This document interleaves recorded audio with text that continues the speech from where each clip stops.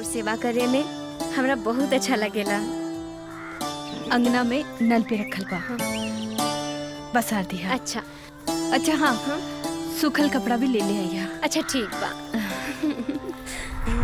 मुही व्रत जरूर रखा।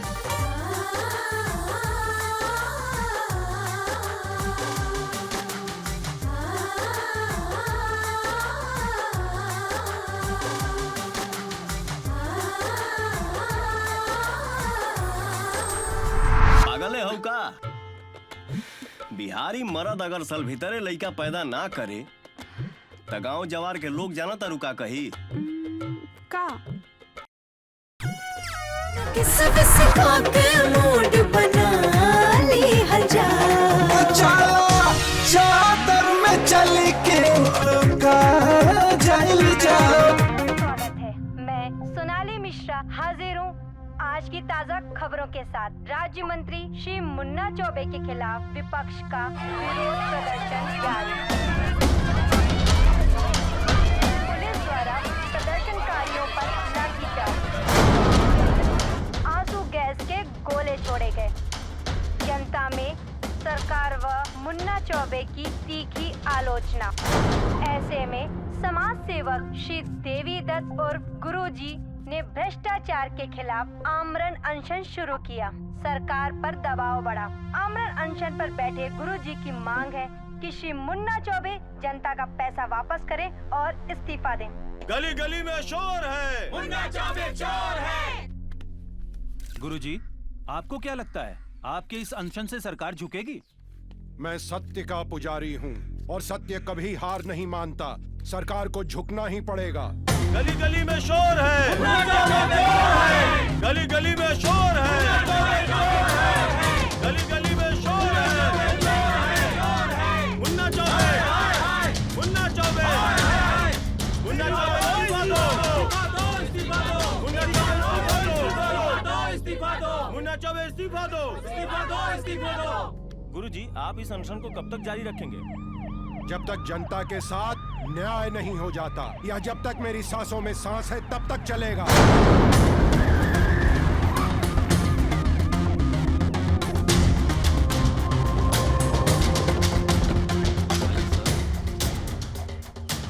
अरे जन चेतना पार्टी के अध्यक्ष आ गए हैं।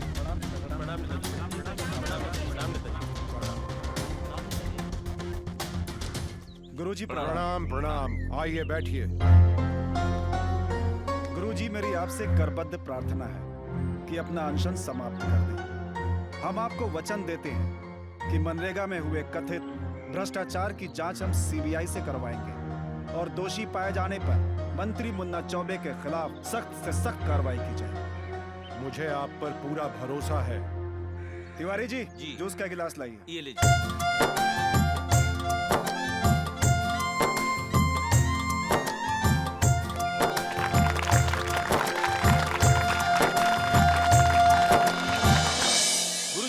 इस विजय का श्रेय किसे देना चाहते हैं आप? जनता को। जनता जनार्दन है, और किसे दूंगा? गुरुजी, मुन्ना चौबे से जो आपकी लड़ाई चालू है वो कब तक जारी रहेगी? देखिए, आप लोगों को बड़ी गलतफहमी है। मुन्ना चौबे से मेरी लड़ाई कोई पर्सनल नहीं है। मेरी लड़ाई भ्रष्टाचार के खिलाफ है। मुन्ना चौबे क्षेत्र के विधायक हैं, साथ में राज्य मंत्री भी हैं। लेकिन मनरेगा और मिड डे मील योजना में उन्होंने जो घोटाला किया है, सारा का सारा जनता का पैसा उन्होंने चूस कर अपने घर में रखा हुआ है। अगर वो जनता का पैसा जनता को वापस कर देते हैं तो ठीक है, नहीं तो ये लड़ाई आखिरी दम तक चलती रहेगी। भारत माता की जय! भारत माता की जय! भारत माता की जय! सबरंग टीवी से मैं डीबी पांडे। गुरुजी के भ्रष्टाचार विरोधी आंदोलन में कूदा छात्र संघ, जमकर जगह जगह किया तोड़फोड़। बैकफुट पर आई हुई सरकार अपनी पार्टी के कुछ मंत्रियों के साथ गुरुजी से मिलकर पार्टी हाईकमान ने नरेगा में हुए भ्रष्टाचार की सीबीआई जांच का दिया आश्वासन। दोषी पाए जाने पर मुन्ना चौबे पे होगी कड़ी से कड़ी कार्रवाई। हाई कमान के आश्वासन पर आश्वस्त होकर गुरुजी ने पार्टी अध्यक्ष के हाथों जूस पीकर तोड़ा उपवास। उनका अगला कार्यक्रम अपने गृह जिला मोतिहारी के एक मंदिर में प्रार्थना सभा का है। नमस्कार।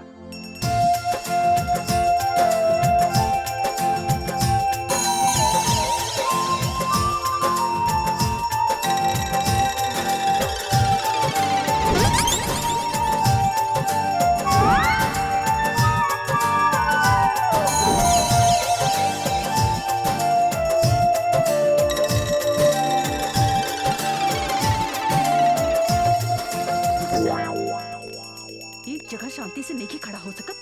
चल हाथ जोड़।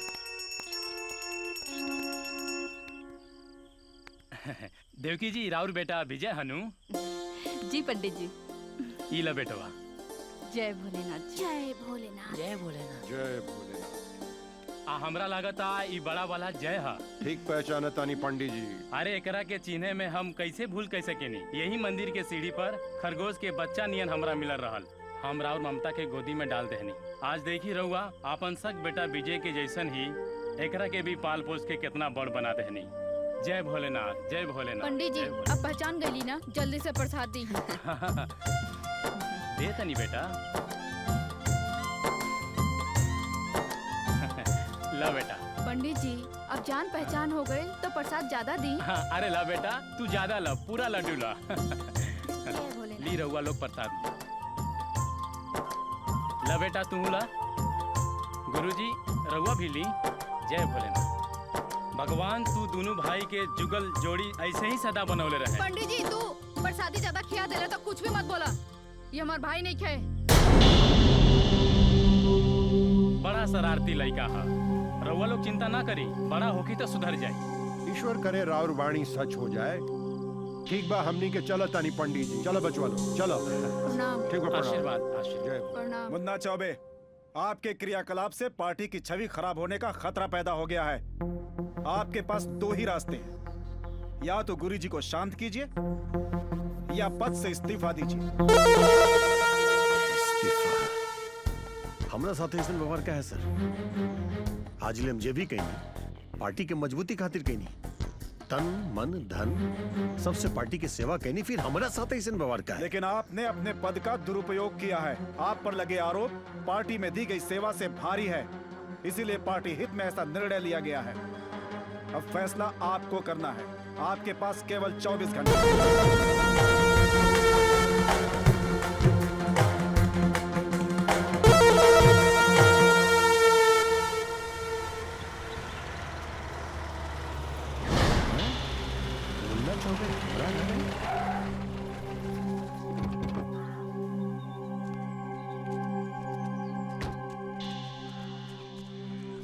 गुरुजी प्रणाम। प्रणाम प्रणाम। कैसे याद कहीं नहीं है? आई बैठी।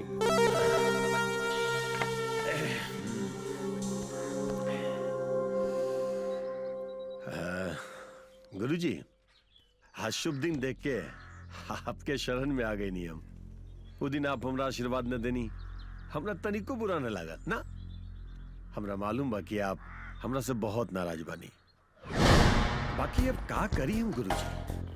2 करोड़ रुपया हमरा खाली पार्टी के टिकट लेवे में लागत, और ऊपर से चुनाव के खर्चा, मटन मुर्गा, दारू सारू, कंबल कपड़ा सब बांट बुट के तकरीबन 8 करोड़ रुपया खर्चा होगा। अरे तब जाके चुनाव जीत के आपके लगे बैठल बानी। गुरुजी, अब आपके मालूम बा कि ई मनरेगा आई मिड डे मील सबसे हमरा मिले कितना रुपया आइल बा? खाली 4 करोड़ बस। हम कमाई थोड़े करत है। हम तो गुरुजी खाली अपन जोन पैसा लगल बा ओकरा रिकवरी करत है। ऐसे गुरुजी हम आपसे हाथ जोड़ के विनती करत है कि आंदोलन करके सबके सामने अपना नेतागिरी के छवि के नंगा करे के मत करी कोशिश गुरुजी।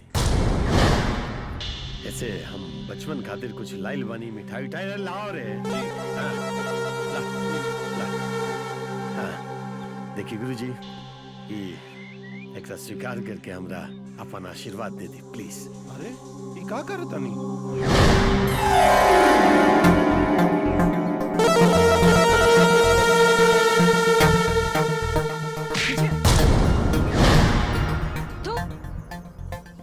विजय, हम कहता नहीं थो।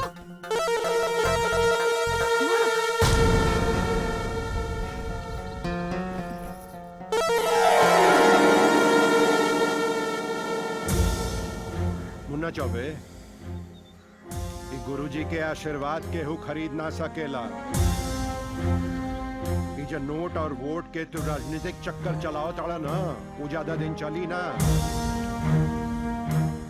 ये जो उपहार लेके तू हमरा घर पे आयल बड़ो, इस तरह से हमरा उपहार ना चाहिए।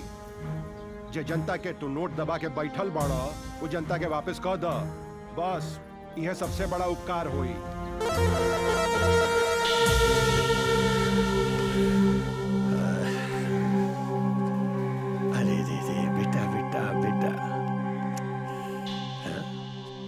का तोरा हमरा वजह से मार पड़ गई। कोनो बात ना गुरुजी, बुरा मत माने। अब एकरा सलाह समझी चाहे मर्दमगी समझी। आज के दिन ही लड़का के मुंह से मिठाई छीनल अच्छा ना लगा। हम जाता नहीं और इस्तीफा भी दे दे, लेकिन वो इस्तीफा के दर्द बार बार आप ही की याद दिलाई। प्रणाम प्रणाम प्रणाम। वाह रे बच्चा।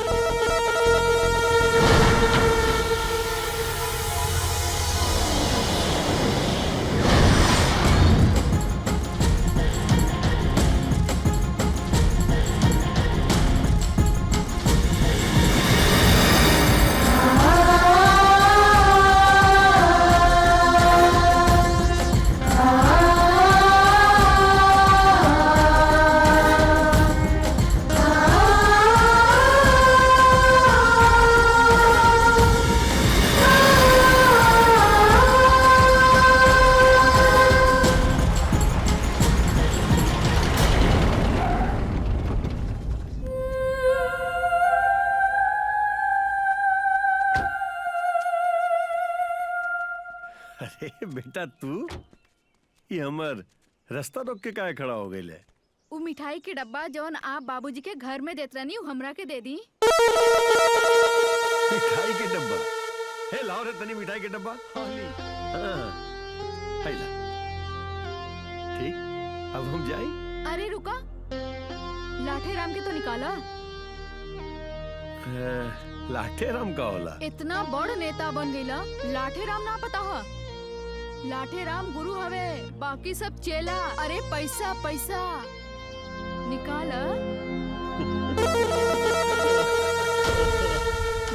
दे ला रे ला तनिया। एक काम कर ला।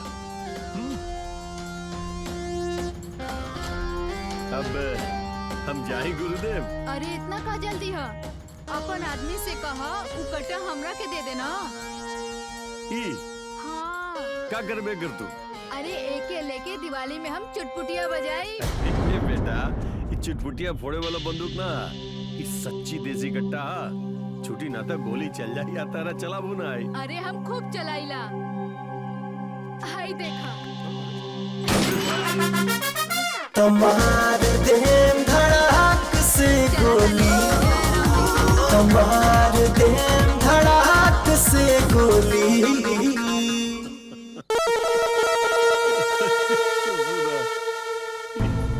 महात्मा के घर में ही राक्षस। मजा आए, मजा आए।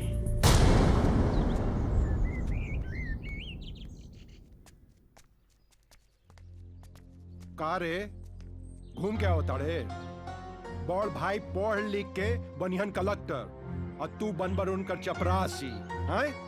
चल जो जाके अपन बड़ भाई के संगे पढ़। कितना बेर कहनी वो हमार भाई नहीं खे। चुप रहे ना लायक, चलने की ना, जाके पढ़ चुपचाप से। अरे रवा शांत हो जाई, काहे लेकर के डांटत रहेनी?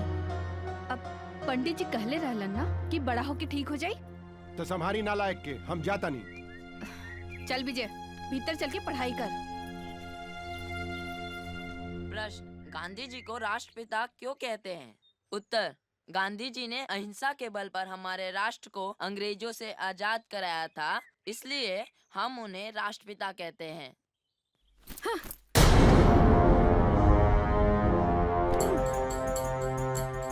तोहरा वजह से इसे परेशानी हो रहा बा। हमरा वजह से? वो कैसे? तू इम्तिहान में ज्यादा नंबर ले आवेला और आखिर में हमरा के पढ़ाई करे के पड़ेला। तय में हम का करी? तू हमरा लेवल में आजा। 3rd क्लास, झगड़ा खत्म, पढ़ाई लिखाई के कोनो टेंशने नहीं खे। तू अपन गुरु मंत्र अपने पास रखा, हम दार सुनने वाला ना आई। ना सुनबा तो एजे अंडा फोड़ दे, चिड़िया उड़ा दे। अरे ये तो असली है, कहाँ से पहले बड़े? मुन्ना चौबे हमरा के देले बाड़न। देख भाई, बाबूजी के अगर पता चल गए ना तो तार हड्डी तूर दिए, लेकिन हम ना बताए। बाकी याद से सुबह लौटा दिए मुन्ना चौबे के, ठीक ना भाई? हमरा के भाई मत बोल। लेकिन तू बोलबा हमरा के, ये हमार विश्वास बा। अरे मारो मारो, मार मार मार, पास कर।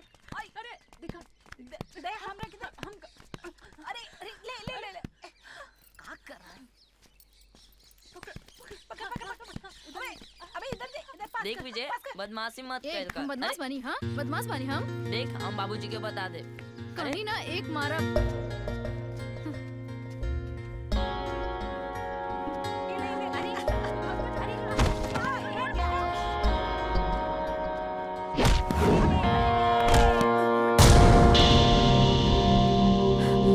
बोल दे। ना दे, क्यों नहीं देगा? बोल दे। ना दे, बोल दे तू विजय। चुप, बोल दे।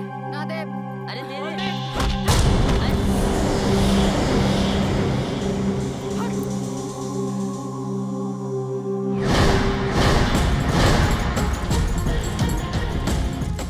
तोहरा के जिंदा ना छोड़ब।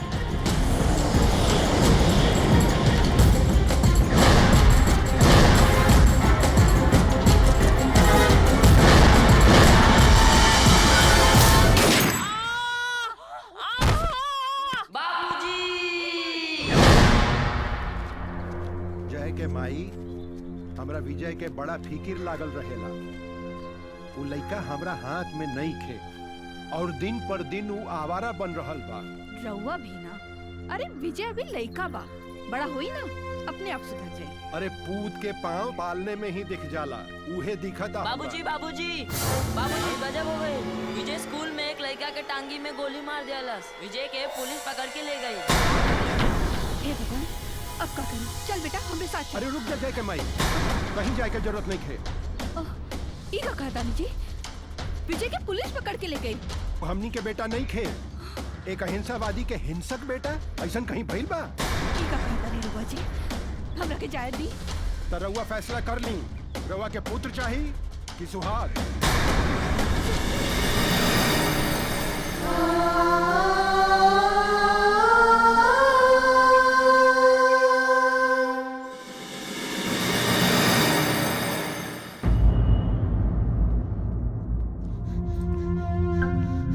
साहब हमार नाम जय है, हम विजय के भाई बानी। हम ओकरा से मिले आयल बानी।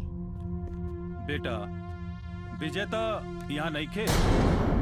हमनी ओकरा के थाना से बाल सुधार गृह ले जात रहनी की मुन्ना चौबे वो लड़का के बाप के साथ में 16 नामा लेके आ गए।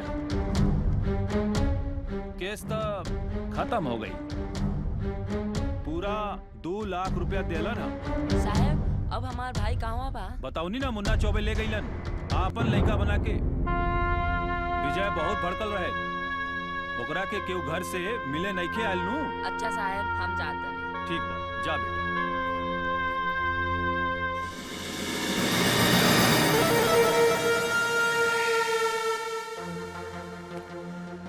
विजय बेटा, वो दिन तारा हमें एक देसी कट्टा दे ले रहनी, लेकिन आज देखा दुनिया भर के एक से एक हथियार तारा सामने मौजूद बा। हाँ?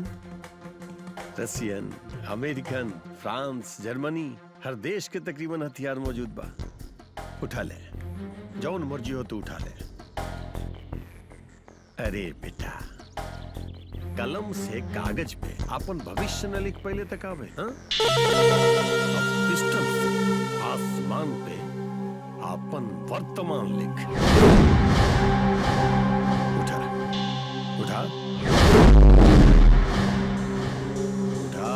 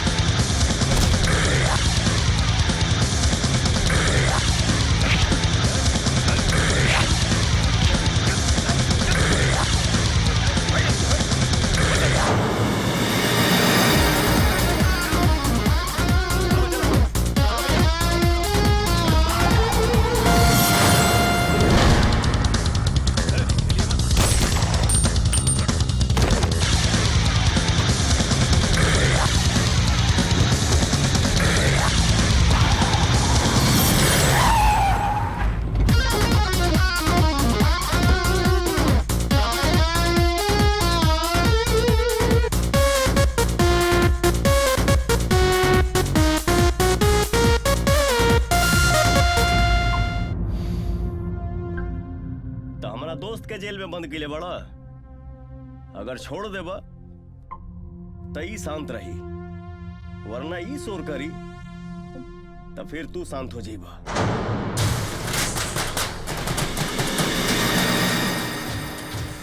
जी भैया, ना छोड़ देता नहीं हम दोनों के। आप नाराज मत हुई, अबे छोड़ देता नहीं हम। रामविलास जी साहब, छोड़ दा इन दोनों जेल के। अच्छा साहब।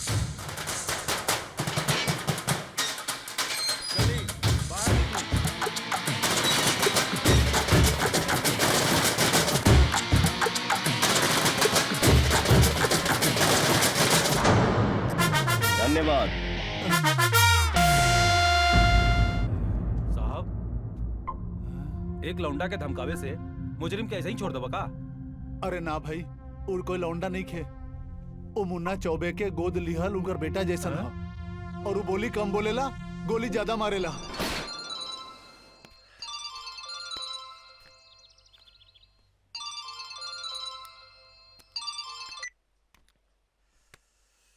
बोल नूरा। नेताजी, हम रजाक खान बोलत तानी, नूर मोहम्मद के बेटा। हमनी के रउआ से एगो शिकायत बा। ये हम निकाह सुनल बानी।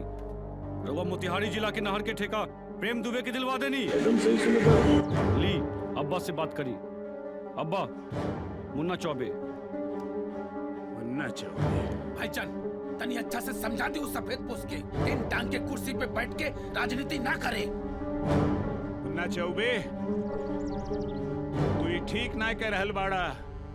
तोहरा के मालूम बा, हम अपन 3 MLA के समर्थन दे के तोहार सरकार बनौले बानी, और जब चाहे सरकार गिरा सकेली।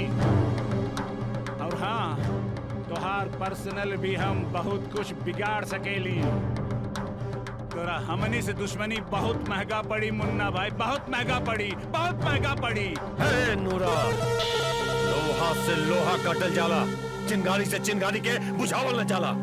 ससुरा तू हमरा धमकी देता रे? अरे कुत्ता के औलाद, चल भनक। बाबा प्रणाम। का बात है? कुछ परेशान लगा था नहीं? कुछ न हो, नूरा के फोन आइल रहे। ससुर ओकरा मोतिहारी के नहर वाला ठेका न मिलले से भड़कत रहे हमरा पर। तो आप कहीं तयाजी। अरे ना ना ना पागल, एकर में कोनो जरूरत नहीं क्या। एक काम कर बेटा, तू राधा बिटिया कॉलेज जाती है, तनी ओकरा साथे चल जाओ। ऐसे कि रास्ता में नूरा के एरिया पड़ेला। हवू ससुरा बहुत बिजनेस साहब बा। हुंकारी आगे से आ काटी ससुरा पिछाड़ी से।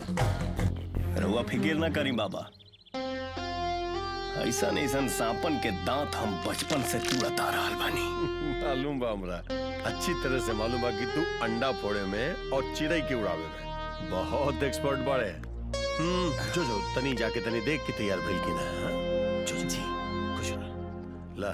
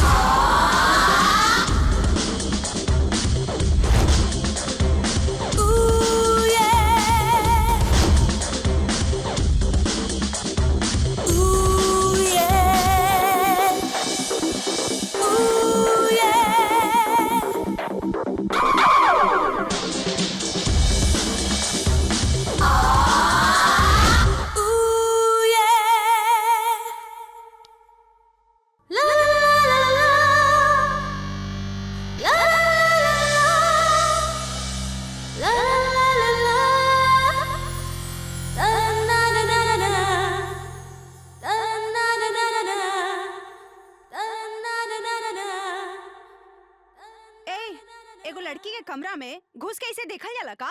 ला, तो हर बाबूए जी तक कहले है कि जाके देख ला। का? हाँ। त का देखला? तुम्हारी आँखी में काजल से लिखाई लापन नाम देखनी है। होठ पे लागल लिपस्टिक में आपन प्यार के रंग देखनी है। और अब मन करता। का मन करता? मन करता कि बोलत काहे ने खा, का मन करता?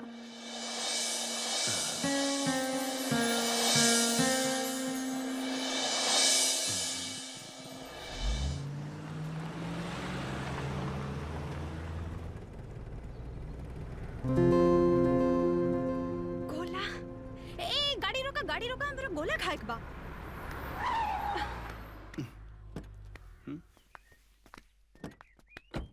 राधिका सुना है राधिका, एजा गोला खाइल ठीक नहीं खे, इ नूरा खान के इलाका है। वो सब कुछ भी ओके, हमरा तो गोला ही जा खाए के बा। फटाफट एक गोला बनावा। हाँ हाँ मैडम बनाओ तो।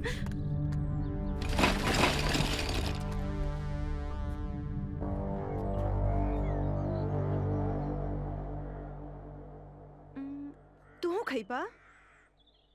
ना तू ही खा। शायद फटाफट भैया।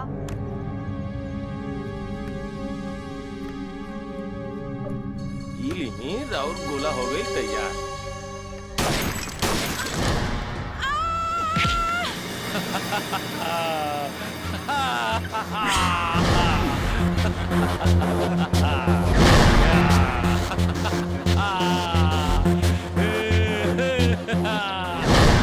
विजय, बेहतर ये होई कि तू हमारा बीच में ना आवा, न तो गेहूं के साथ खून निहर पिसा जाएगा।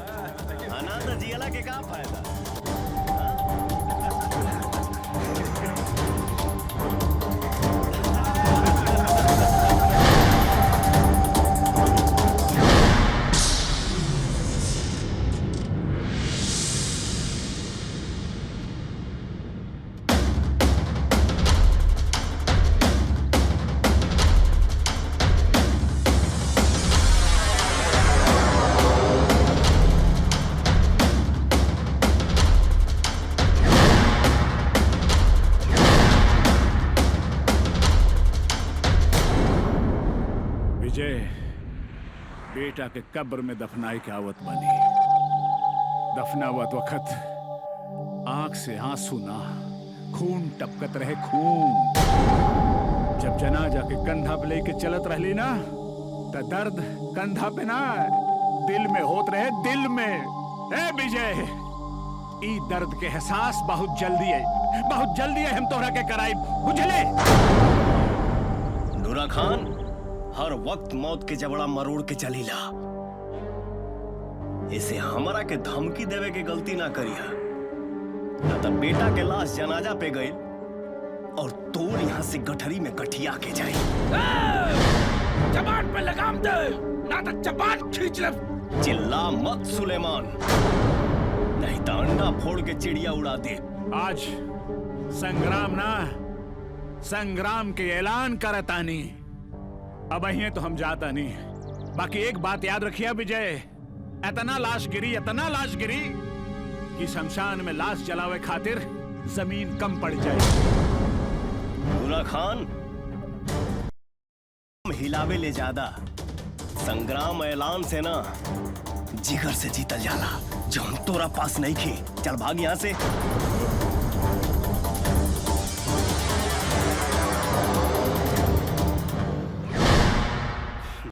जल्दी जल्दी तेजपत्ता, ग्राहकी के टाइम हो गई।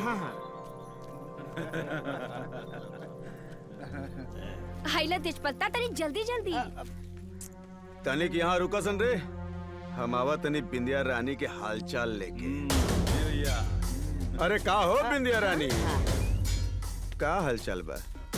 ठीक बा, का चाही? अरे चाही तो बहुत कुछ, लेकिन फिलहाल एगो लॉलीपॉप दे दा।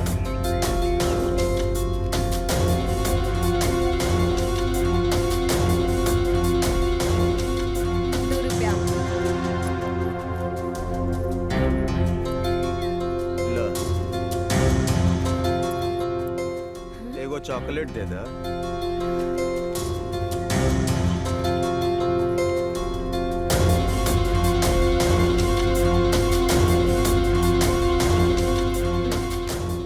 पैसा।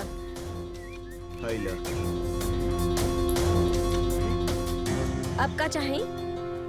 एगो लॉलीपॉप आउ ना दे। रुका।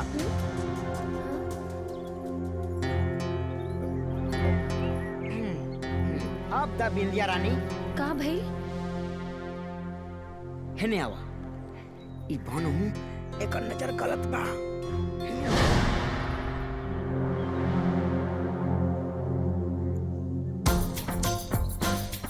का हो?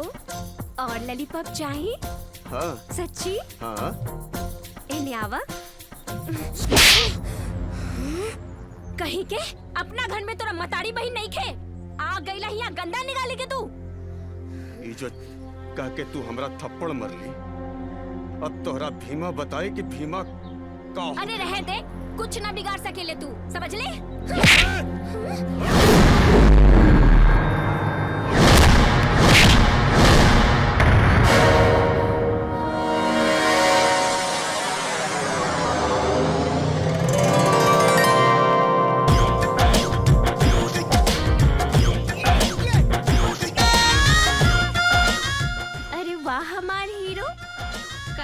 टाइम पे तूने एंट्री मारला। हाँ, लोग तो आसमान से गिर के खजूर पे अटकेला और हम सीधा हमारे हीरो के गोदी में।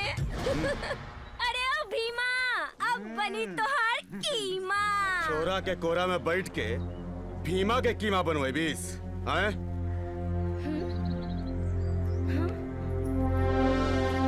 बिंदिया, तू वही जाके बैठा। हम ही लोगन के बताओ तानी कि कीमा कैसे बनेला।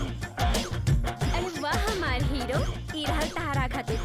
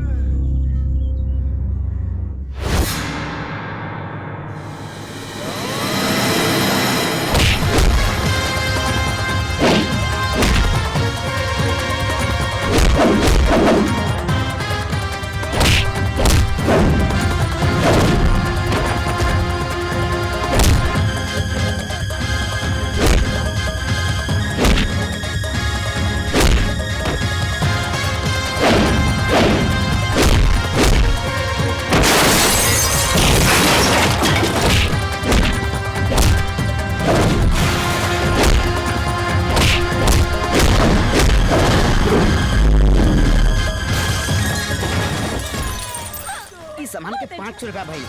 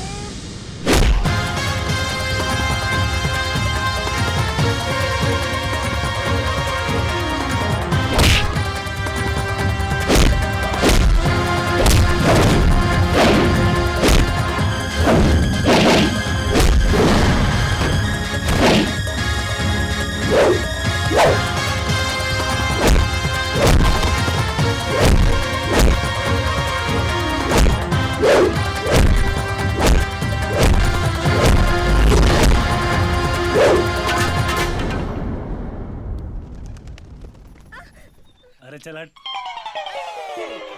जा, ओए जा रुक जा। हम अब ये आवतानी का समझता रहा। ये जा सारा सामान तोड़ के तू चल जाइब। हाँ हाय देखा हाय हाय बिल कौन दी भला हमार बिल पकड़ा पकड़ा है। ये देखा 7,872 रुपया के बा। चला निकाला पैसा।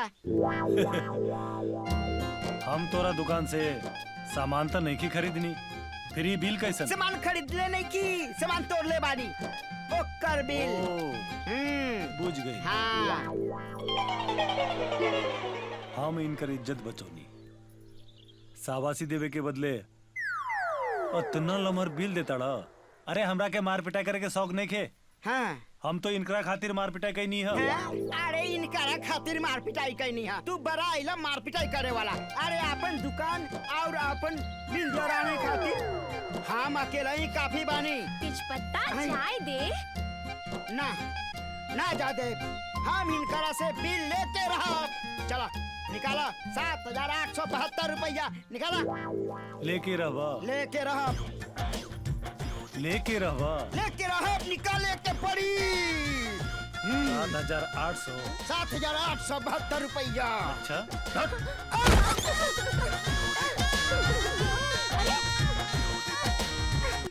ए बिंदिया रानी रोका रोका ओकरा। अरे हद भर को बिल लेवे के बा ई दुकान के। जाए दे रे सरवा, देखेला तू भी स्टाइल से चलेला, तू भी स्टाइल से फाइट भी करेला, तू भी स्टाइल से। हाय अब बिंदिया के सीने से दिल भी चुरा के ले गई। तू भी स्टाइल से।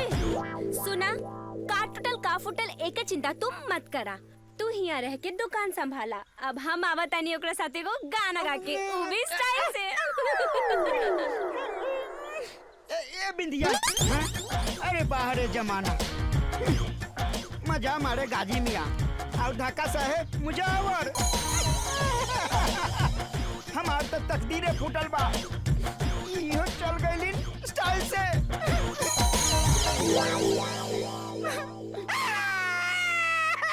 हे भोले बाबा, आज हमार बेटा विजय के जन्मदिन है, ओकर रक्षा करी।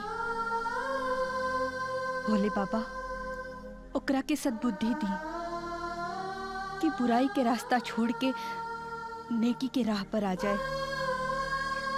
हे भोले बाबा हमार लड़का के रक्षा करी, रक्षा करे। जय भोले बाबा।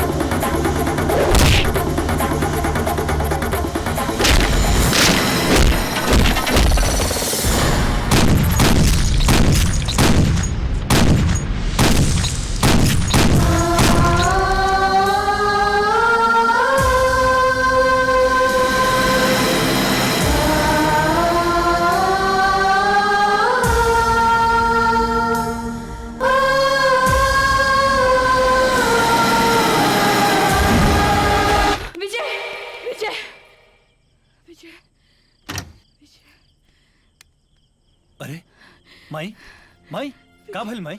जय, हम विजय के लेकर के बहुते बुरा सपना देखती हैं बेटा। बेटा तू कैसे भी कह के विजय के समझा बुझा के घर ले आवा। जी माई। विजय के उस दलदल से बाहर ले आवा बेटा। हम ओकरा बिना नहीं के रह सकेली बेटा। तो ओकरा के घर ले आवा बेटा। हाँ माई, हम यही चाहिए। बाकी बाबूजी का करिए तुहार बाबूजी? अरे लोग तो दुश्मन के भी माफ कर देला, और तुहार बाबूजी बाप होके अपन बेटा के ना माफ करिए बेटा। वह तो विजय के फोटो निहार निहार के रोवत रहेले बेटा। तू कैसे भी समझा बुझा के विजय के घर ले आवा। ठीक बा माई, तू चिंता मत कर। हम काल सवेरे जाके जैसे भी विजय के घरे लेके आए। ठीक बा? अभी तो सुझ जा माई, सुझ जा। चिंता करे के कोनो जरूरत नहीं के। हम ही नू काल सब ठीक हो जाए। सुझ जा माई।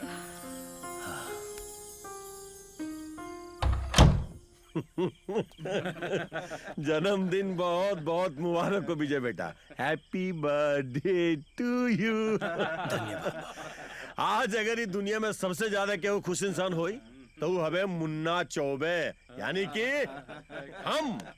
और अगर हम खुश बानी ना बेटा तो तारा भी खुश कर दो। ही रहल तार जन्मदिन के तोहफा, ही शराब के बोतल जे तारा जिंदगी में चैन ले आए। और ये रिवॉल्वर जे तारा दुश्मन के बेचैन कर दी। काहे कि दोनों अंग्रेजी बा, अंग्रेजी।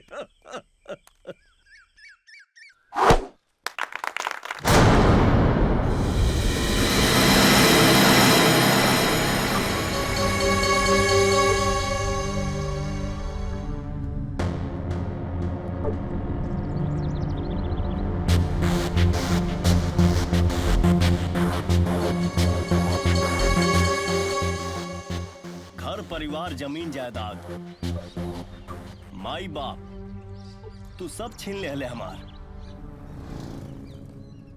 गेंदा तो लौटा दे। देख विजय, तोहरा नाराजगी हमरा से बा। तोहके जितना भला बुरा कहे के बा हमरा के कह। बाकी माई बाबूजी के कुछ मत कह। काहे कि वो लोग तोरा से बहुत प्यार करेलन। हाँ भाई। देख भाई, गुस्सा थूक दे। जब से तू घर छोड़ ले बड़े, घर में कब्बो होली दिवाली ना मनाइल गइल बा। अरे माई तोरा याद में दिन रात रोवेली। घर लौट चल भाई। हाँ भाई चल घर। बड़ भाई होके हम तोरा आगे हाथ जोड़ता नहीं। भाई मत बोल हमके, हमार कौनो भाई नहीं खे।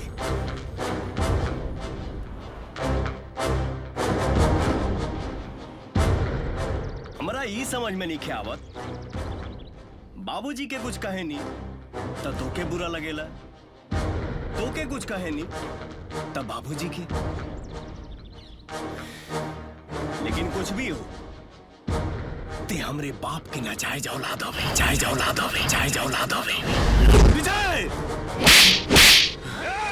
ना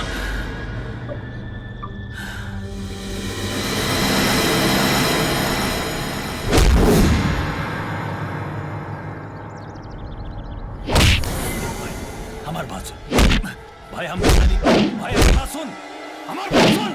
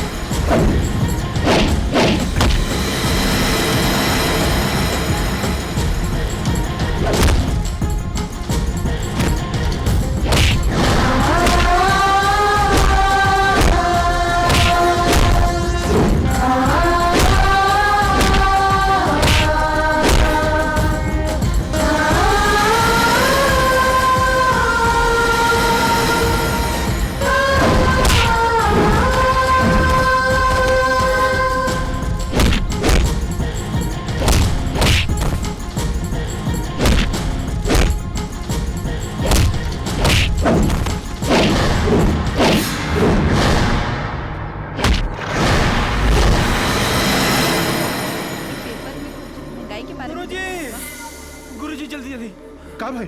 अरे वो मैदान में जय और विजय आपस में लड़ते रहे गुरुजी, एक दूसरे के जान ले लिए। चलो जल्दी चलो।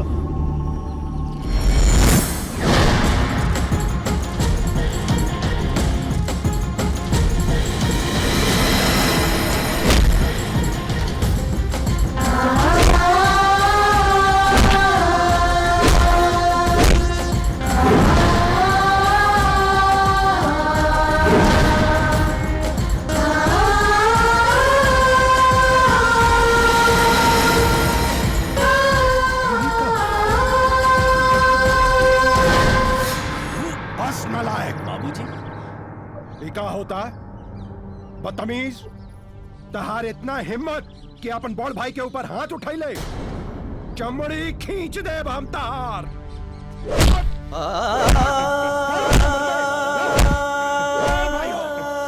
ये कर बे तू।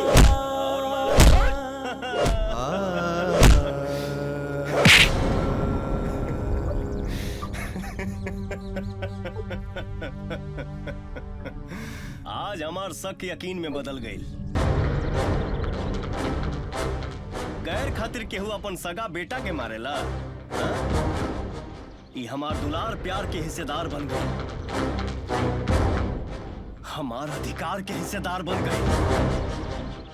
अब हमके पूरा यकीन हो गई ये जरूर तोहर नाजायज औलाद है। तू हमरा चरित्र पर दाग लगावे के कोशिश कैले। आज हम तहरा के आपन चिता के आग लगावे के हक से वंचित करतानी। हमरा चिता के आग तू ना लगाई बे, हमार चिता के आग लगाई जाए।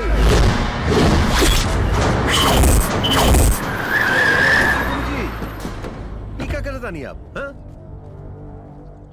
हिंसावादी होके हिंसा करतानी? जा बेटा जा, तू बैठा गाड़ी में। ले जाओ बिठा बेटा के गाड़ी में।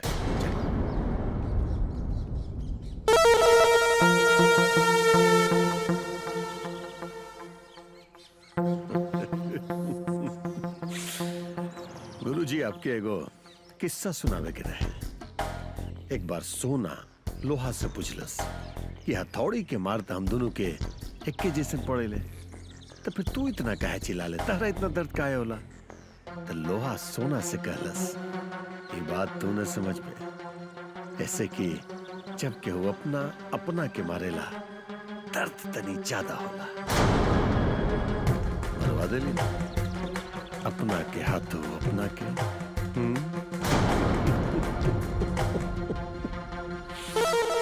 हे गुरुजी, ये तो कुछ भी नहीं है। जहर हमरा अंदर अभी बहुत भरल बा। कुर्सी छीने के जहर, समाज के सामने नंगा होए के जहर, धीरे धीरे करके बूंद बूंद जहर निकाला।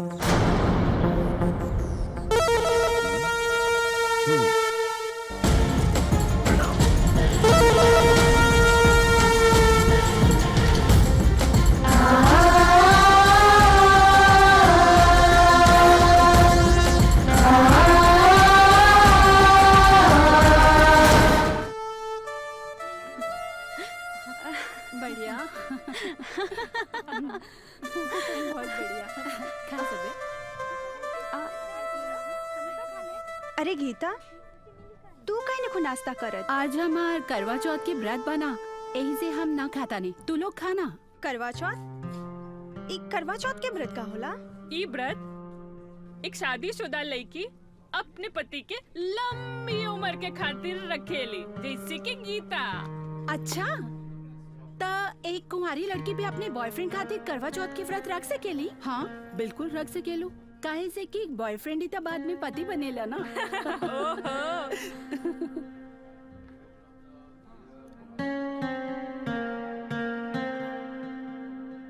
हम हुई व्रत जरूर रखा।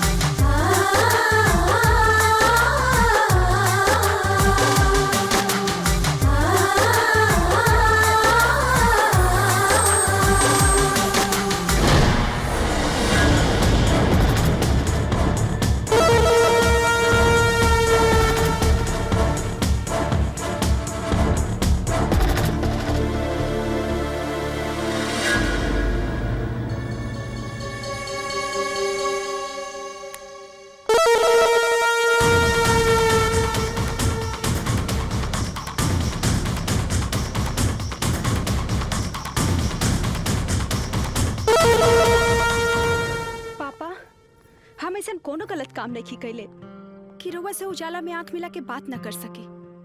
यही से एक कमरा के लाइट हम जला देनी है।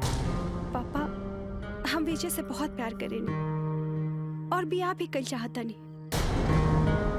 हम जानत नहीं पापा, ये सब देख सुन के रउआ अच्छा ना लागल होई, पर यह सच्चाई बा और हमार फैसला भी।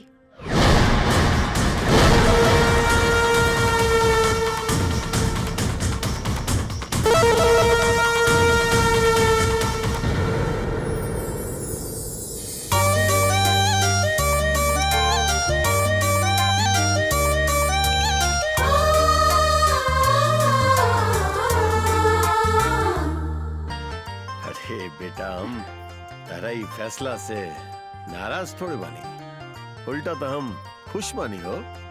बस चुनाव होके वाला बा, हो जाएगा। ओकरा बाद शादी और जीत के लड्डू दोनों एक साथ। अरे बच्चा हमार। आराम से, आराम से। चलो। चाची, चाची, कहाँ बाड़ू? हमनी के आयल बानी राशन के सामान लेके। हाँ हाँ आवतानी। का भेल तेजू? थक गई का? हाँ न बिंदिया रानी, तो हर काम करे में हम थकब कबहू ना। ओ तेजू। चाची राउर सामान। हाँ हाँ। का भेल चाची? कोनो परेशानी बा का? अरे नहीं, अंगना में कपड़ा धोवत रहनी है, कमर में मोच आ गई। छत पे पसारे जाएगे बा। तो का भइल? हम बानी ना, हम पसार देत बानी। बताई कपड़ा कहाँ बा? अरे मगर अगर मगर कुछ ना चाची, हम बानी ना, हम कर दे। रउआ बताई ना कपड़ा कहाँ बा। अरे से भी राउर सेवा करे में हमरा बहुत अच्छा लगेला। अंगना में नल पे रखल बा, पसार दिया। अच्छा अच्छा। हाँ हाँ, सूखल कपड़ा भी ले ले आइया। अच्छा ठीक बा। तेजू बेटा, जीजा बैठा ना। तेजू बेटा, तोहार रंग रूप देख के ई न लगेला कि तू बिंदिया के यहाँ नौकरी करे। अरे चाची, नौकरी तो खाली बहाना हो, बहाना। हम तो बिंदिया के चाची, हम तो बिंदिया के अपन जीवन साथी बनावे चाहता नहीं। बिंदिया के राजी बिया? चाची ओकरे के राजी करे के खातिर तो चाची हम ओकरा दुकान में नौकरी करे ले। मगर तू दूजने के जोड़ी? खूब जमी चाची। हम दोनों के जोड़ी अमिताभ बच्चन के देखले बारू और जया भाद्री के जोड़ी जमल की ना, जमल नू। वैसा ही चाची हमरो जोड़ी बिंदिया के साथ खूब जमी। बिंदिया के भगवान हमरे खातिर ई धरती पर लायल बारन। बस बस चाची, रउआ लोगन के आशीर्वाद चाही, हमरो घर संसार बस जाए। अरे तेजू बेटा, तोहरा में कौन कमी बा का? अरे तू तो लाखों में एक बाड़ा। जय हो चाची।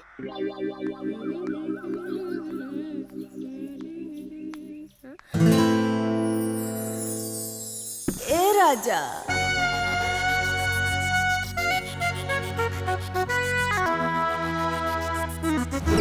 ए राजा,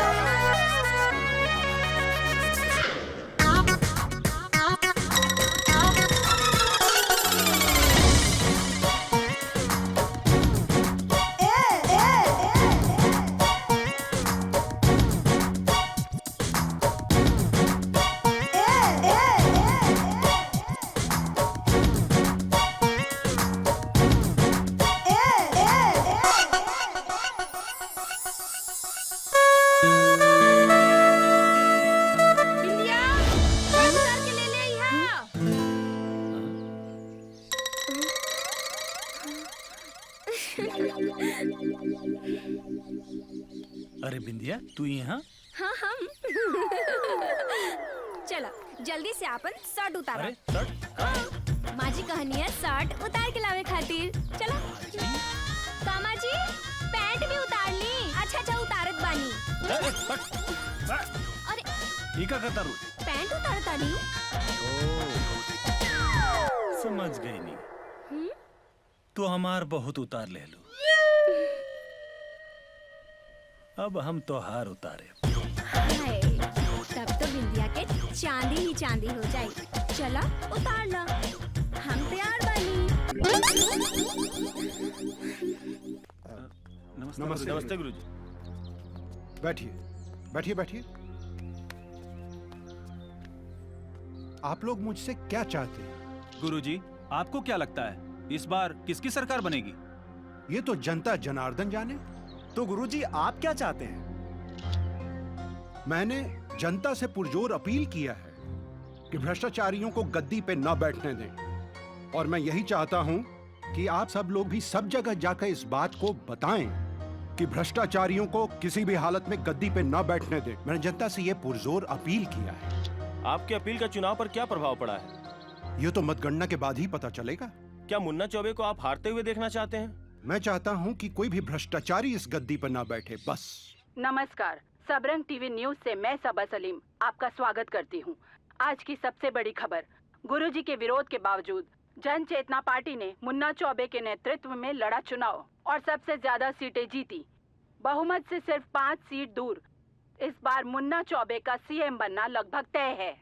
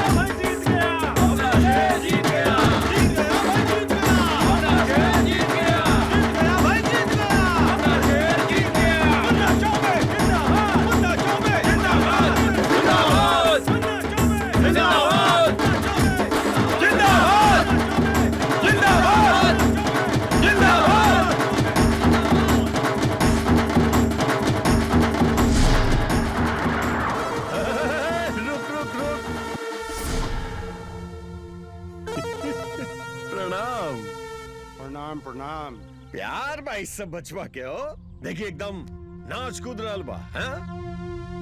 मालूम बा हमरा कि आपके ये सब देख के बुरा लागत हुई है। एगो बात बताई महाराज कि आपके कैला से का मिला? ये 2 चकिया एक गाड़ी, ये महिला कुचैला मियाँ बीवी के कपड़ा,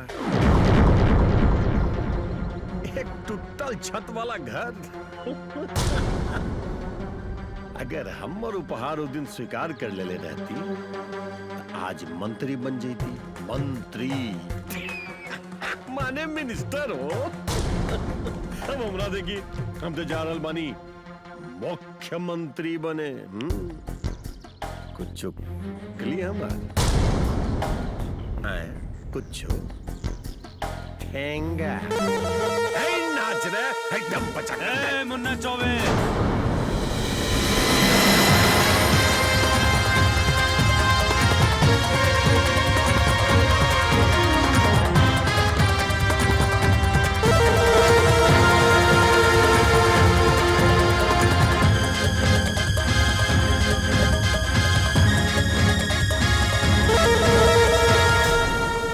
बाबूजी के दिहल संस्कार अगर हम भुला जेती तो उखाड़ तो हम तोरा के ऐसा उखाड़ देती कि दोबारा पनप भी न पेबे। और क्या कह दिया? टूटल गाड़ी, टूटल फूटल छत। हाँ, ये घर के छत टूटल फूटल बा, बाकी ये में के एक भी ईटा बेईमानी की ना। समझ गई ले? चल चल निकल यहां से। आपन भाड़ मंडली के लेके निकल निकल।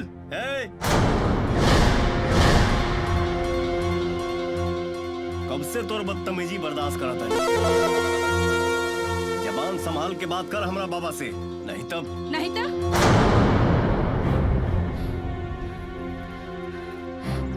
तो का करबे? बोल बोल ना। हमरा तो ई समझ में नहीं आवत कि कमी हमरे कोक के बा कि हमरे परवरिश के। चल जो हमरा आँखी के सामने से दूर, नहीं तो कहीं माँ की ममता पाथर बन के तो के श्राप ना दे दे। चल जो।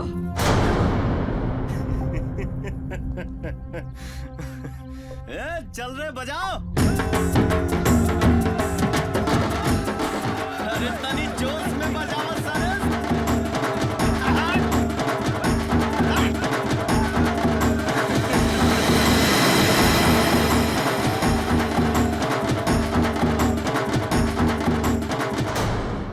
इस बार चुनाव में हमारी पार्टी ने शानदार प्रदर्शन किया है।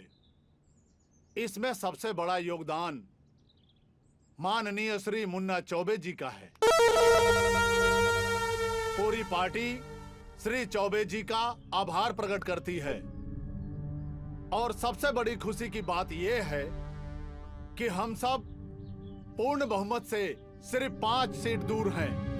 प्रदेश में हमारी सरकार बने, हम सब श्री मुन्ना चौबे जी से विनती करते हैं कि वे नूर मोहम्मद से मिलकर समर्थन देने के लिए राजी करें। और नूर मोहम्मद के पास काफी विधायक भी हैं। वैसे नूर मोहम्मद मुन्ना चौबे के दोस्त भी हैं।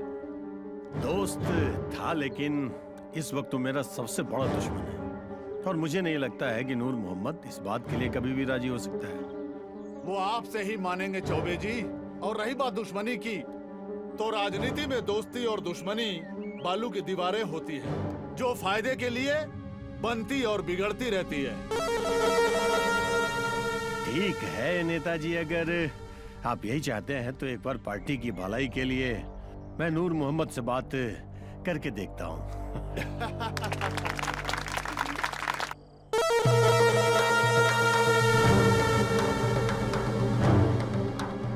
अस्सलाम वालेकुम। वालेकुम सलाम मुन्ना भाई। आई आई आई तशरीफ रखी, बैठिए। कहीं आज हमारे गरीब खाना में कैसे तशरीफ ले आई? वो कहा नूरा की पार्टी हमरा मुख्यमंत्री पद खाते चुन लेबा। बस 5 गो विधायक कम पड़ा था। तरह से हमरा 5 विधायक के समर्थन चाहिए और एकरा बदले में तहरा के क्या चाहिए बोला?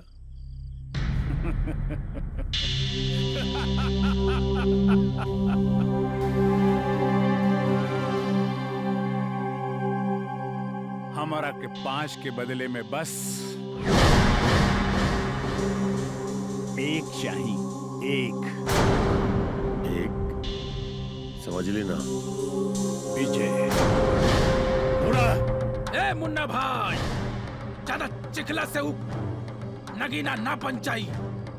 ओकर औकात हमनी के नजर में 2 कौड़ी के भी ना बा।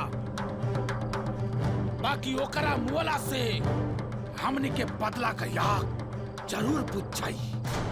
मुन्ना चौबे वो हमारा बेटा के मरले बा और हम अपना बेटा के कब्र पे कसम खेले बानी, जब तक जान से ना मार दे हम अपना हाथ से अपना बेटा के कब्र पे मट्टी ना दे।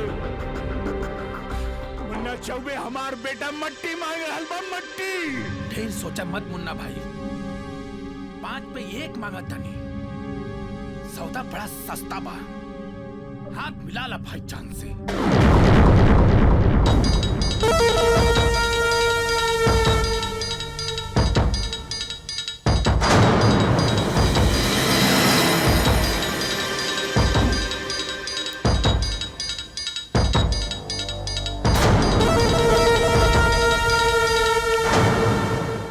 के बियाह हो जाई, फिर सुहाग रात मनी, करा बाद एगो मोटा सा लड़का। ना बाबा ना, 5 साल तक हमनी के बीच में के होना चाहिए, ना बाबा ना बेबी। पागल है हो का? बिहारी मर्द अगर साल भीतरे लड़का पैदा ना करे तो गांव जवार के लोग जाना तारू का कही का? अच्छा ठीक बा, बाकी को शर्त बा, हम दो, हमारे दो, छोटा परिवार, सुखी परिवार।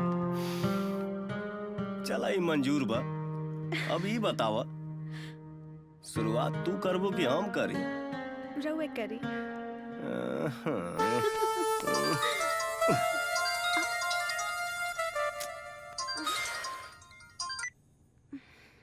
हेलो। हाँ विजय बेटा। तोहर बाप? हाँ बाबा। तनी नदी के पुलवा पे आके हमरा से मिलिया, कुछ जरूरी बात करे के बा। ठीक बा बाबा, हम आओ तनी। हाँ तनी जल्दी आई है हमरा पास। हाँ राधा, कोनो जरूरी काम से बाबा बुलाओ तारे, हम जाता नहीं। बाय।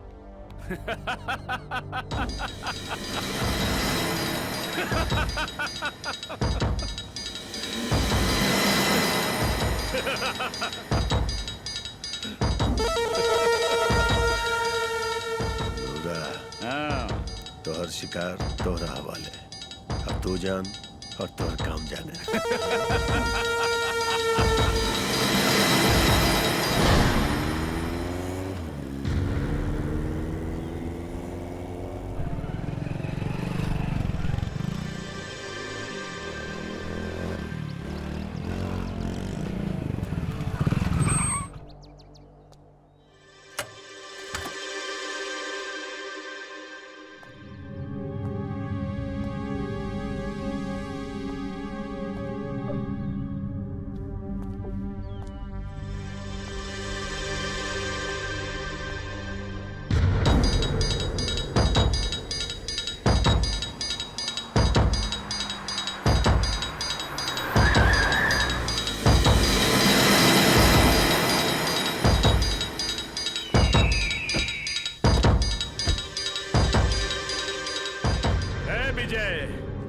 बहुत महंगा पड़ल वाले ते हमरा के।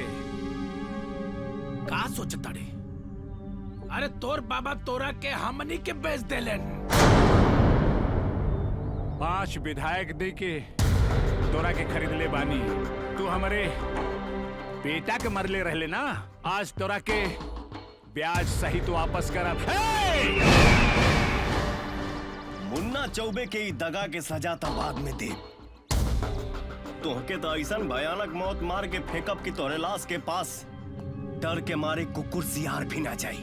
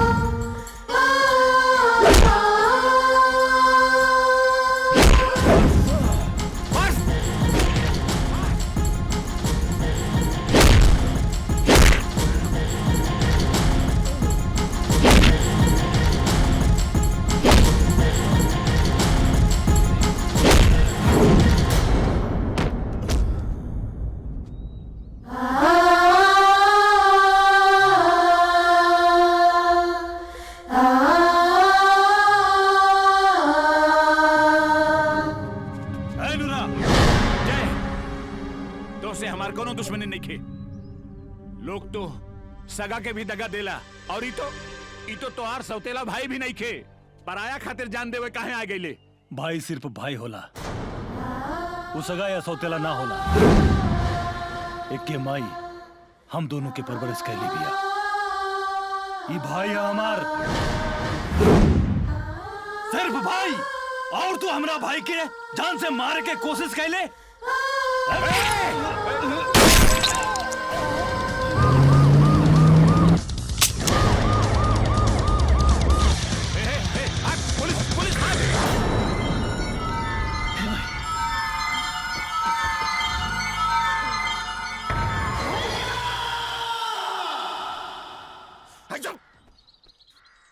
बच कैसे खेल रहे?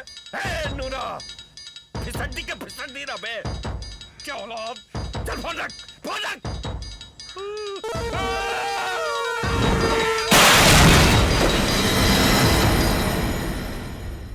हमके माफ कर दो भैया,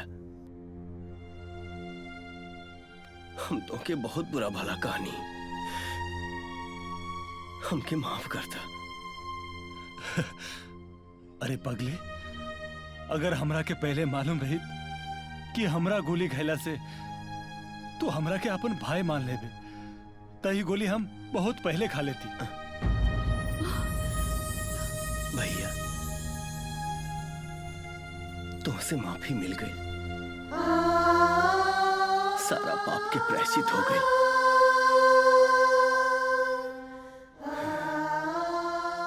जाता नहीं वो पापी से सवाल के जवाब मांगे,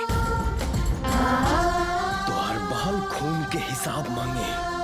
ना विजय, विजय, विजय हमारी बात सुन।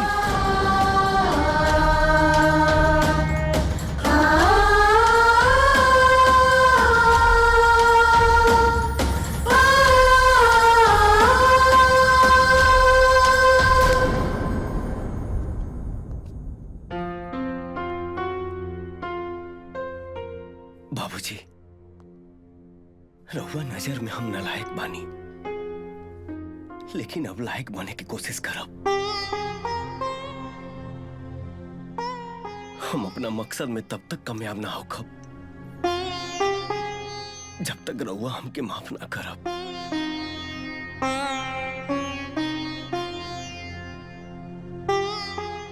रहुआ ई का कहतानी जी, हम मानत आनी कि विजय अपने जिंदगी की राह में भटक दिल रहे, बाकी अब इस सही राह पे खड़ा बा, इतना कठोर ना बनी।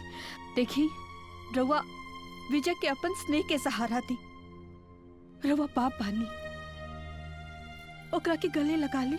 हाँ बाबूजी, माई सही कह दिया, रवा विजय के माफ कर दी। अरे रवे तो कहले बानी नू कि अगर सुबह के भूला शाम के घर लौटाए तो के भूला ना कहलन। आपन के गैर और ये गैर के आपन समझ के हम बहुत बड़ा अपराध कहनी।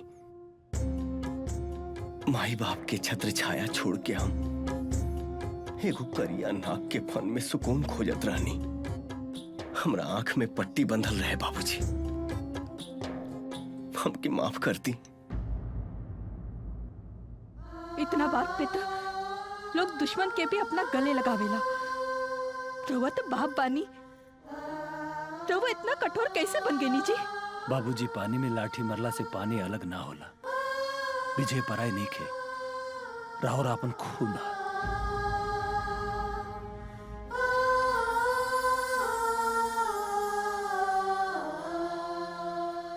माही बाप दुनिया से तो जीत जाला बेटा, लेकिन अपन औलाद के सामने हार माने पड़ेला बेटा।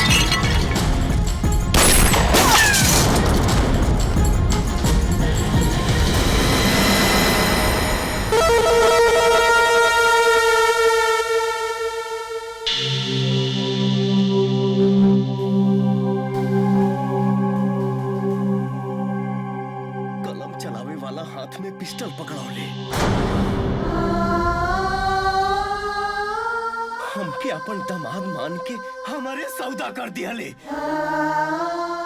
बोल ऐसा गलती काहे कइले? बोल ऐसा काहे कइले? बदला, सिर्फ बदला, तर बाप के करनी के बदला। तारा का लगल कि तारे जैसे नाले के कीड़ा हमरा घर के दामाद बनी। अरे ऐसा तकदीर लिखे के गलती तो भगवान भी नहीं के कर सकेले। पर हमारी एक गलती यादगार बनी। पहला बेर तोरा सीता पर फेरा लगा के तोरा बेटी के अपन दुल्हन बनाई। नहीं ना, ये हमार बाबूजी हुए ना। ना राधा, ये हमार मासूम बचपन के कातिल है। एके हम ना छोड़ो। ना, हम तोरा आगे हाथ जोड़ता नहीं। तो क्या हमार प्यार की कसम।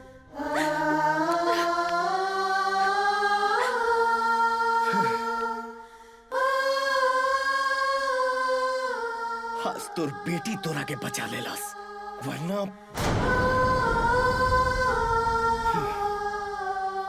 अपन प्यार छोड़ के जा रहल बानी। ध्यान रखिए, ध्यान हटल गर्दन काटल।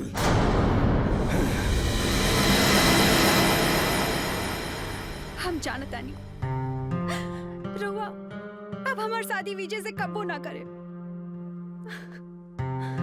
और हम राउर अर्थी सजा के अपन टोली कब्बो नहीं की सजा सकत। अब हमारा पास एक ही रास्ता बा।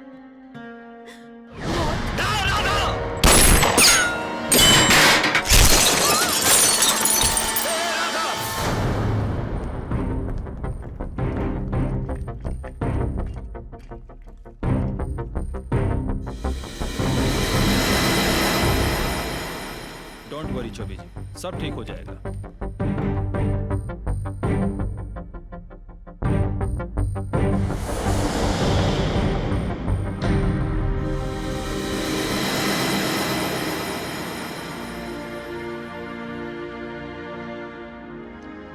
चौबे जी, घबराने की कोई बात नहीं है, सब ठीक ठाक है। Thank you doctor. You are welcome.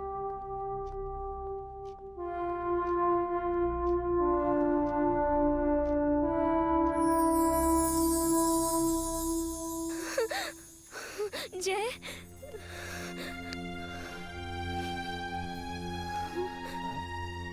इतना चोट। अरे बिंदिया, रोवत काय बड़ो, का भइल? रोई न तो का करी, खुशी से नाची का। अगर आज तोरा कुछ हो जाए तो हम अपन जान दे देती। अरे जान कैसे दे देती? जकरा पीछे होई बिंदिया के प्यार, ओकरा कुछो न होई यार। जय बाबू, रउआ विजय के जान बचौनी और बिंदिया के प्यार राउर जान। और इस सब के पीछे बा ई तेज पत्ता के प्यार के बलिदान। हाँ जय बाबू, हम ई बिंदिया के अपन दिलो जान से प्यार करत रहनी। बाकी बिंदिया के प्यार रउआ बानी।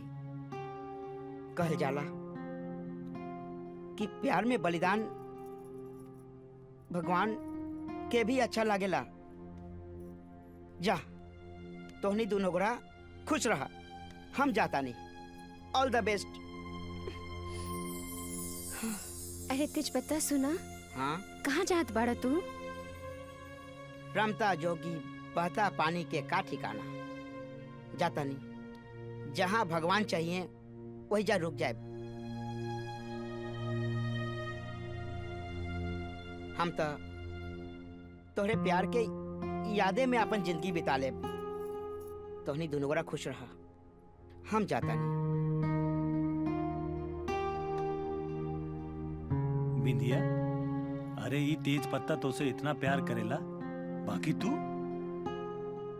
अच्छा, तेज पत्ता के तोरा इतना फिकर बा, मगर हम जे तो से इतना प्यार कईनी, तारा इंतजार में कितना समय गुजार देनी, कितना पापड़ बेलनी तारा प्यार में।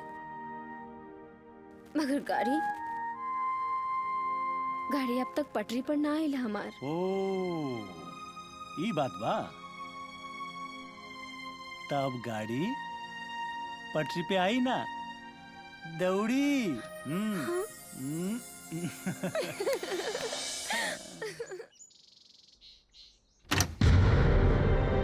Everything is normal. Thank you sister.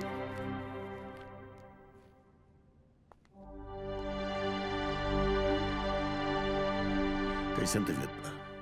ठीक बानी। चलो।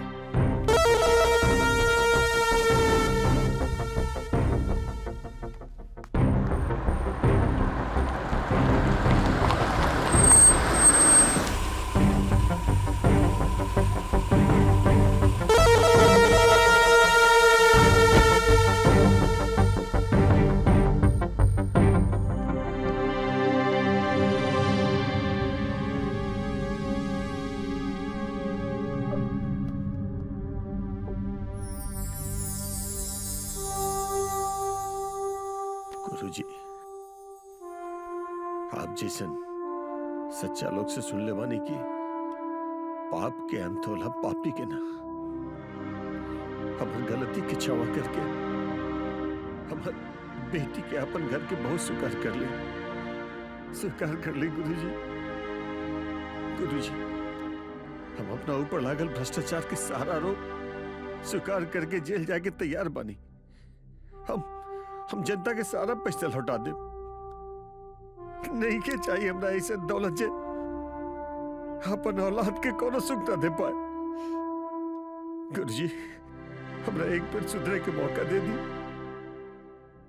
एक बार मौका दे दी गुरुजी। मुन्ना चौबे, भ्रष्टाचार कोनो गलती नहीं खे, एक ठो आदत है आदत, और आदत के माफी ना देहल जाला।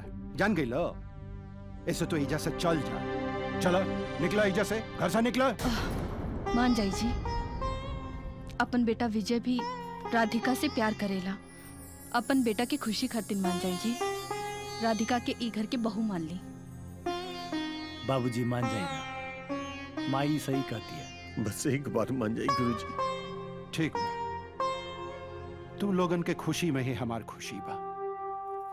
मुन्ना चौबे, उठो, अब गले मिला।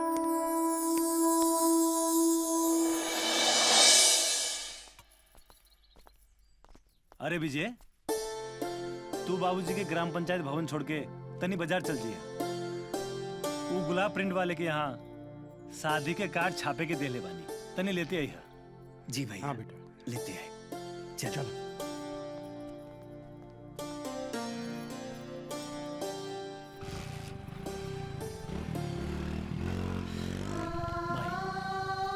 अब तक खुश बाड़ो ना? आज बरसों बाद बाप बेटा के साथ में देख के हमार मन भराई, और हमरा के ये खुशी देवे वाला तू हवा बबुआ, बस तू हवा। अरे माई, फिर शुरू हो गेलो। चलो अभी बहुत कम बा, आपन विजय के शादी बा।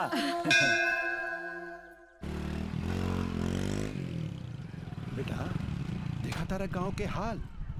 ग्राम प्रधान एक नंबर के भ्रष्टाचारी है। जान गई लो, गांव के ऐसे ही दुर्गति नहीं खे भइल। देखत चला।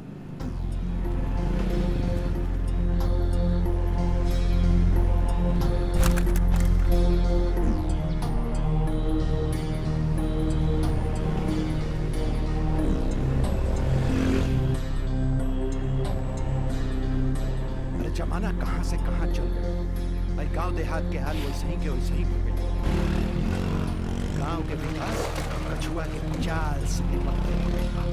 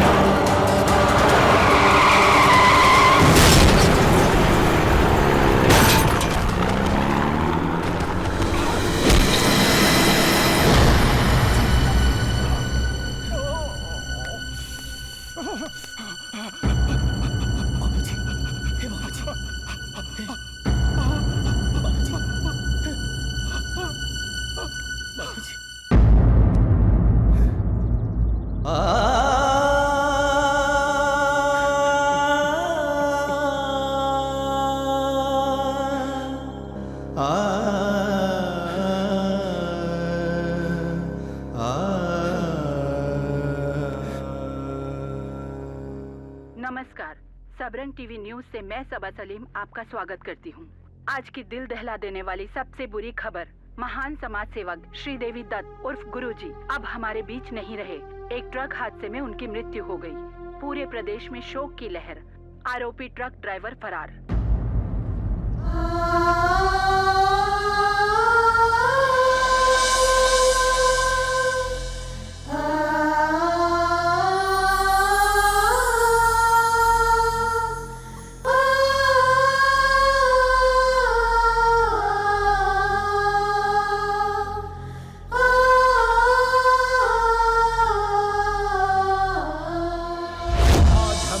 के आपन चिता के आग लगावे के हक से वंचित करतानी। हमरा चिता के आग तू ना लगाई बे, हमार चिता के आग लगाई जाए।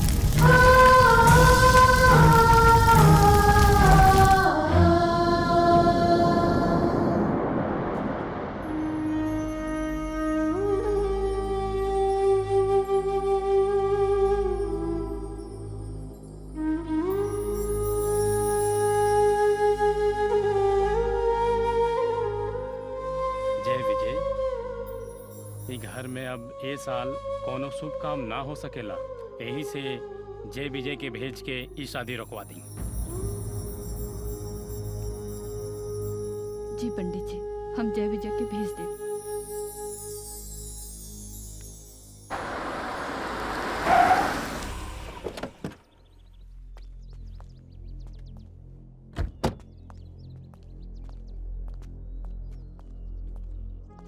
राधा, बाबा कहाँ बने? पापा तो फार्म हाउस गए बड़े। Farm house? ये कहाँ बा? चलिए हम लेके चलता नीचे। चल।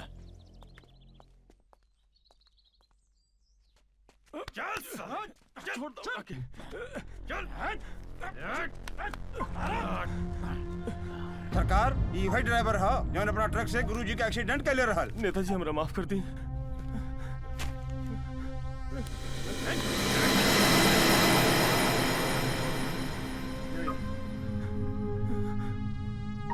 हमके माफ कर दी सरकार।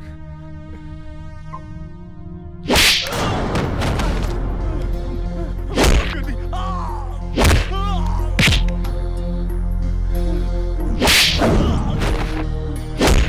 माफ कर दी।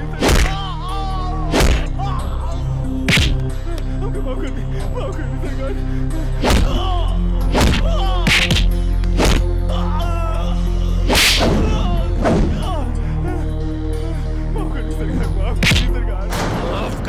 माफ कर दी। तू हमरा समझी के मर ले रे, हमरा समझी के मर ले, हमरा समझी के मर ले। मर ले लेकिन हमार दामाद के कहे न मर ले रे। दामाद के कहे न मर ले। पैसा दे ले रानी दोनों के मारे खातिर। दे ले रानी ने, दे ले रानी ने, दे ले रानी ने पैसा। वाह पापा वाह, बस रहो रिहे रूप देखल बाकी रह गई रहे। अरे रुआ खूनी बानी खूनी। मत ली अपना गंदी जुबान से हमार नाम। रुआ खाली गुरुजी के खून नहीं कैले, रुआ खून कैले बानी एक बेटी के विश्वास के, एक बेटी के सपना के। रुआ खून कैले बानी एक बेटी के अरमान के। तो ये प्यार में पागल हो गए बाड़ू, हैं? अरे तोरा चक्कर में अगर बाप मरल और इस दोनों भी मरी अभी। दूरा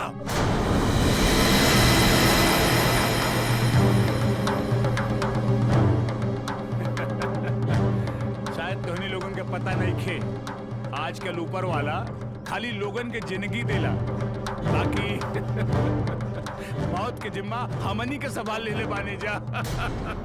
अच्छा भैल जे तू एजा मिल गई।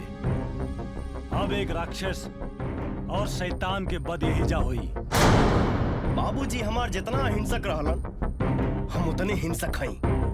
आ एगो बात ना जानत होगबे त जान ले, सिर मारेला ना खाली फाड़ेला। मारा के अरे मुंह का देखत बड़ा।